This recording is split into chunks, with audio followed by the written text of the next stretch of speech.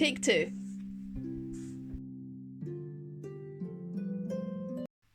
Hey ho, I'm Rachel, this is Missy, and we're Miss Daisy Sewing, and today we're going to revisit my moth dress. So this is the dress I wore to the Goblin Ball in 2024, and it did the job. It complemented Matt's outfit really nicely. It read more moon goddess, I would say, than moth, and I was happy with that. I love the shape of the dress, I love the floatiness of the sleeves here, and all of that jazz, but I never really felt I got to finish it. I definitely did run out of time on it at the time. So there's two things I want to do with this outfit. The first is I want to make it more green. It has washed out more since I washed it. After following the ball, obviously, I washed it and more of the dye has come out. So it's apple white at best if you kind of squint at it. I have some sage dye from the, is it Dylan or Dylan brand? However you pronounce it. I've got some sage, which I originally did buy for this dress, but I decided at the time it was too dark, so let's just go for it. So we're going to re-dye it with the sage, and I also want to do a sort of travelling cloak to go with it. And the idea of the travelling cloak is that it's going to read really moth, like I want it shaped like the moth wings, and I'm going to put like a little hood on it and stuff, and just give me something to make it a bit warmer, because for some reason balls always seem to be in the winter months. The original Goblin Ball was in November, the Masquerade Ball I'm attending next is in January, although I think it'll be much later by the time you see this video. So that's the plan. Make it greener. Apart from that, not going to do much to the dress itself, and then we're going to make a cloak to go with it and finish the project. So buckle in and let's see where this goes. After double checking and triple checking the instructions, I decided to go ahead with the sage dye and used the bare minimum of water I could to cover the dress. And then I let it soak and poked at it and let it soak some more. There's no quick way to go about trying to dye stuff. You can probably tell by the colour it's come out whilst I'm rinsing it here that the sage dye basically did nothing to this dress, and I was effectively back at square one. So whilst I waited for more dye to arrive in the post, I decided to make a start on that cloak. I'm loosely basing this on two pieces of inspiration. The first being the Moon Moth cloak from Dungeon.Scribe, and the second being the Luna Moth cape by Griffons, Saddlebag. Both of these seem to be like RPG items, and that's all I can really sort of tell from a quick glance at the descriptions. I'm going to kind of mash together the two. What I really want to have is more of a circle cape, and I want it in one piece. I kind of really want the sort of front to be longer.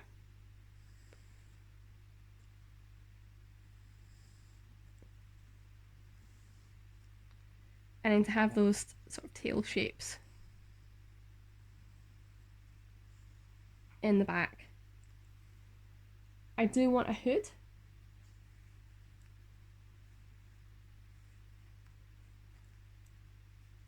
It would be kind of nice to do some sort of antenna applique or something on here, I'm not sure what. And I kind of do like the sort of furry ruff idea in the cloak, but I'm not sure about that. That will depend on time and how it's sort of coming together. So we're going with take 3 on the colour now. This is the Eye Dye Poly with Colour Intensifier in Kelly Green, which comes with this sort of sachet of powder and a colour intensifier. This will only dye your sort of plastics, and seeing as I have dyed it twice now and it's not taking colour, I'm going to assume it's 100% plastic at this point, this dress. Which, I mean, it was a £30 wedding dress, what can you expect, I suppose. This is meant to be done on the stovetop, but I do not have the ability to do that.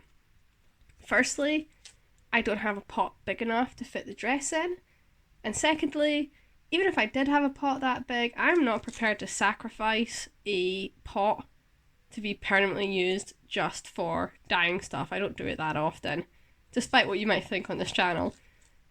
So we're going to do it in a similar method to last time, but I'm just going to use the boiling water and cover it and hope it maintains its heat as best it can. So fingers are crossed this time. One of the reviews for this stated dyes what Dylan cannot dye, and at this moment in time, that is exactly what I need to hear. So fingers are crossed, this is the final attempt for the colour, and let's just see what happens. This dye was definitely giving Primordial Soup green, which at this point I was going to accept anything.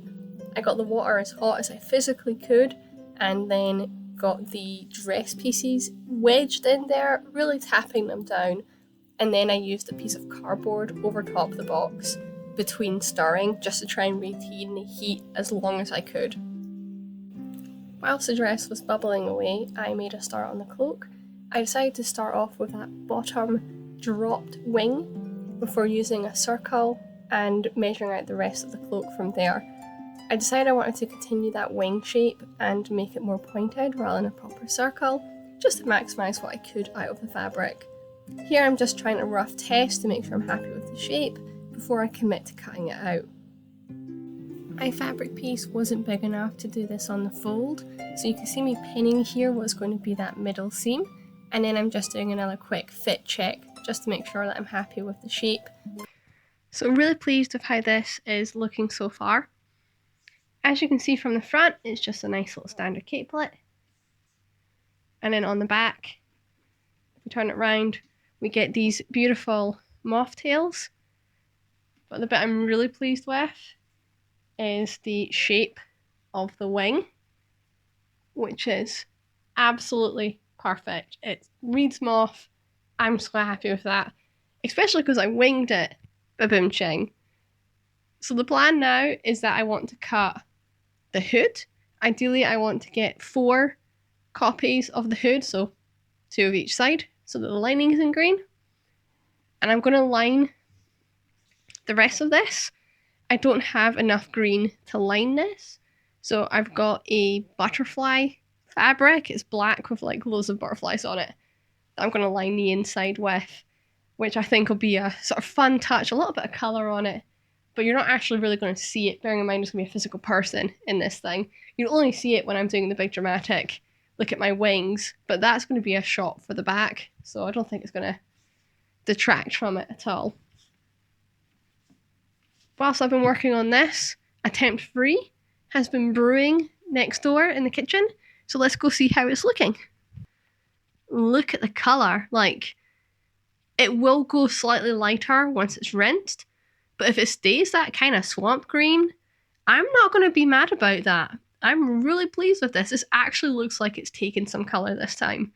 So I've been agitating it every 5 minutes, and will continue to do so until the sort of half hour, 45 minutes is up. And then it'll go in the machine.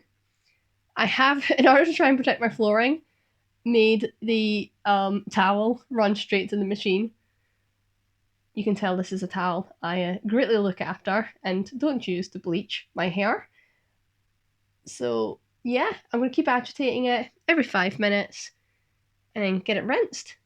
So I'm feeling more optimistic this time. Fingers are crossed. And with renewed vigour that it was all starting to come together, I then drafted out my hood for the cloak. As always, I've just used the hood from a favourite jumper and used that for my template. I want a really big hood here. And here I am getting the pieces cut for the lining. When I said it was a butterfly fabric, I really did mean butterfly fabric, as you can see here. And I think that's going to really add to the fun of this cloak. And the way I'm doing the lining is literally just cutting out replica pieces to the main cloak. We're not doing anything fancy here. Y'all, she's actually green. It's taken 3 attempts, but we have finally got there. It does confirm what I originally suspected, that it is entirely plastic, but easy come, easy go. It was £30. What do you expect, I suppose? I really like the sort of blue undertone to this. I think it's going to look gorgeous once it's actually on, and we can get some movement in all of this. It's going to look great. It is, however, tonally very different to the sage I'm using on the cloak. So my plan is to get the paints out and bring in sort of some colours from one into the other.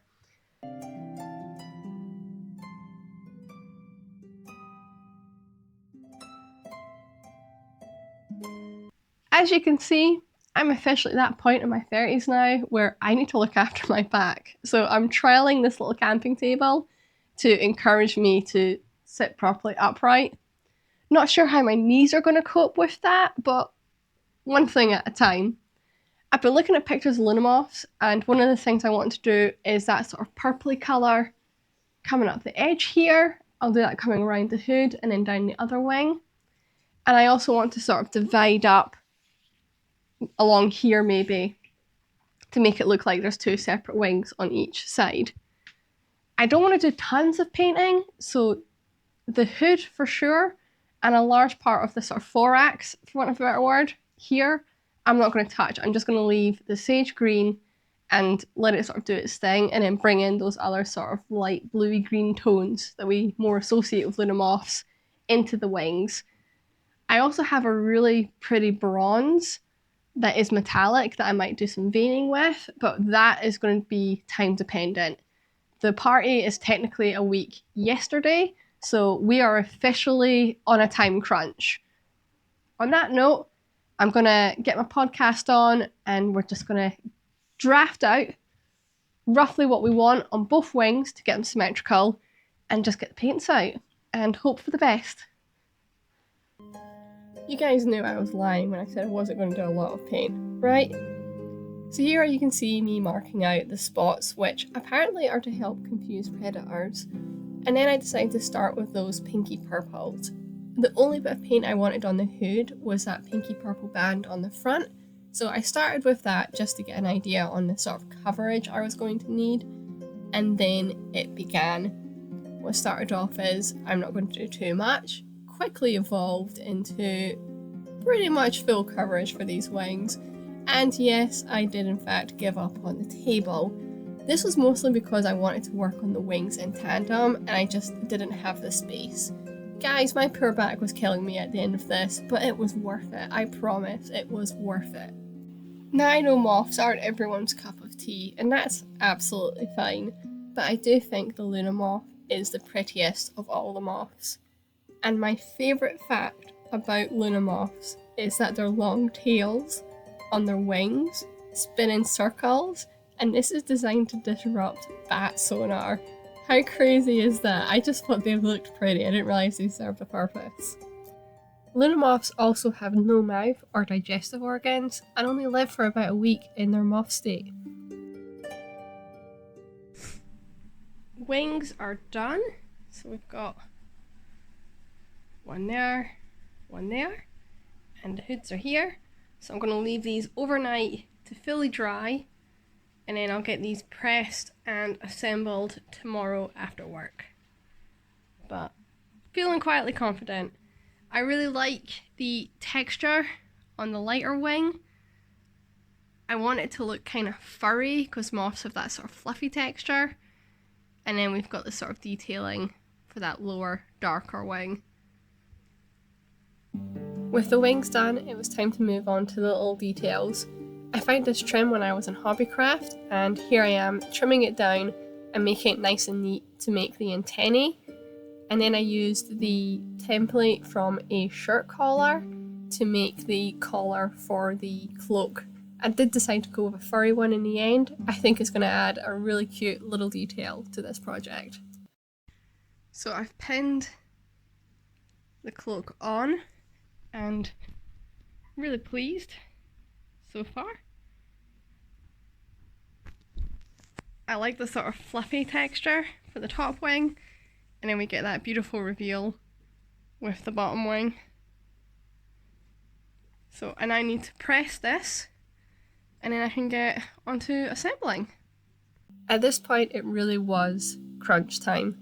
I did all of the pressing just to make sure that I fixed the paint, And for those larger pieces, I started off ironing on the back and then the front.